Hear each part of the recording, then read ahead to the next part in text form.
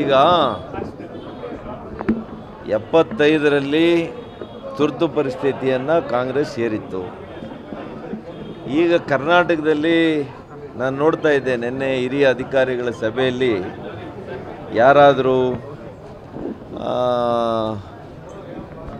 ಫೇಸ್ಬುಕ್ಕಲ್ಲಿ ಅಥವಾ ಅವರಿಗೆ ಅಪ್ರಿಯವಾಗಿರ್ತಕ್ಕಂಥ ವಿಷಯಗಳೇನಾದರೂ ಅವ್ರು ಶೇರ್ ಮಾಡೋದು, ಬಿತ್ತರಿಸುವಂಥ ಮಾಡಿದರೆ ಅವ್ರ ಮೇಲೆ ಕೇಸ್ ಹಾಕಿ ಜನರ ಮೇಲೆ ಸುಮೋಟೋ ಕೇಸನ್ನು ದಾಖಲಿಸಿ ಅಂತ ಏನೋ ಹೇಳಿದ್ದಾರೆ ಅಂತ ನಾನು ನೋಡಿದೆ.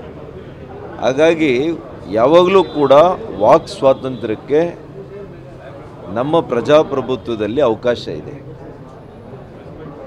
ಯಾವಾಗಲೂ ಕೂಡ ನಾವು ಡಿಸೆಂಟ್ ಈಸ್ ಆಲ್ಸೋ ವಾಯ್ಸ್. ಹಾಗಾಗಿ ನೀವು ಅವರವರ ಅಭಿಪ್ರಾಯಗಳಿಗೆ ಮನ್ನಣೆ ಕೊಡಬೇಕು. ನಿಮಗೆ ಇಷ್ಟ ಇಲ್ವಾ, ಅಪ್ರಿಯವಾಗಿದೆಯಾ ಬಿಡಿ. ಬಟ್ ಆದರೆ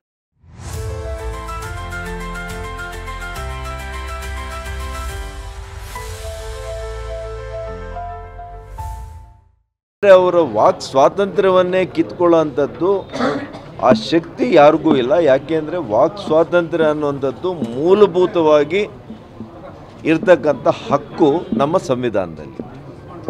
ಹಾಗಾಗಿ ಕರ್ನಾಟಕ ರಾಜ್ಯವೂ ಸೇರ್ಕೊಂಡಂತೆ ಈ ಸರ್ಕಾರ ಅರ್ಥ ಮಾಡ್ಕೊಳ್ಳಿ.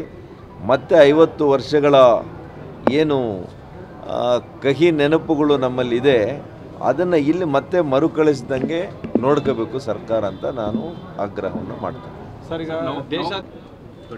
ಅವ್ರನ್ನೇ ಕೇಳಪ್ಪ, ಇವಾಗ ಇಷ್ಟೊತ್ತು ಹೇಳಿದ್ರಲ್ಲ, ಅವ್ರನ್ನೇ ಕೇಳಿ, ಅವರೇ ಹೇಳ್ತಾರೆ. ಅವ್ರಿಗೆ ಗೊತ್ತಿರೋದು ನನಗೇನು ಗೊತ್ತಿದೆ. ಕಾಂಗ್ರೆಸ್ನ ಶಾಸಕರುಗಳೇ ಕೆಲವರು ಅಸಮಾಧಾನ ವ್ಯಕ್ತಪಡಿಸ್ತಾ ಇದ್ದಾರೆ ಈ ಸರ್ಕಾರದ ವಿರುದ್ಧ. ಜನಸಾಮಾನ್ಯರು ಏನು ಹೇಳ್ತಾ ಇದ್ದಾರೆ ಅಂತ ಕೇಳಿ. ಅವ್ರ ಶಾಸಕರೇ ಇವತ್ತು ಅವ್ರ ಕ್ಷೇತ್ರಗಳಿಗೆ ಹೋಗುವಂಥ ಪರಿಸ್ಥಿತಿಯಲ್ಲಿ ಇಲ್ಲ ಇವತ್ತು. ಹಾಗಾಗಿ ಇದು ಏನಿದ್ರು ಕೂಡ ನೀರಿನ ಮೇಲೆ ಗುಳ್ಳೆ ಇದೆಯಲ್ಲ, it is like A bubble on the water. ಯಾವಾಗ ಈ ಬಬಲ್ ಹೊಡಿತದೆ ಗೊತ್ತಿಲ್ಲ. ಆ ಪರಿಸ್ಥಿತಿಯಲ್ಲಂತೂ ಈ ಸರ್ಕಾರ ಇದೆ.